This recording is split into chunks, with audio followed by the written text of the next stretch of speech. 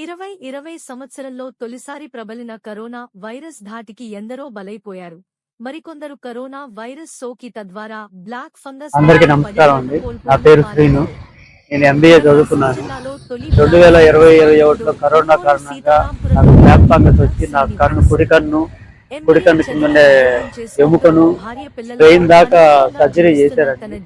దానివల్ల నేను black fungus నుంచి కోలుకున్నప్పటికీ డాక్టర్స్ జీవితకాలం మెడిసిన్ వాడాలి అని చెప్పారు. ఎందుకంటే నాకు బ్రెయిన్ కి ఆపరేషన్ చేయటం వలన ఫిక్స్ వస్తూ ఉంటాయి. టాబ్లెట్లు వాడకపోతే ఏ ఒక్కరోజు ఆపినా కూడా నాకు ఫిక్స్ వచ్చి ఎక్కడ పడిపోతా నాకే తెలియదు.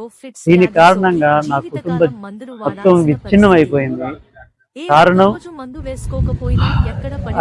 అన్ని విషయాలు పరిస్థితి చాలా దారుణంగా తయారయ్యాయి. అందువల్ల ఒంటరిగా ఉండటం జరుగుతుంది. ప్రభుత్వం నా మీద దయదలిచి నాకు గనక సర్టిఫికేట్ ఇచ్చి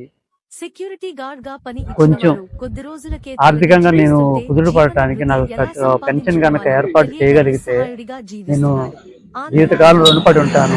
అదే నా జీవన వృత్తిగా ఇప్పటికైతే నాకు ఇదే అండి. ఎటువంటి ఆసరా లేదు. దయచేసి నా ఎందుకు దయదాల్చాలని కోరుకుంటున్నాను.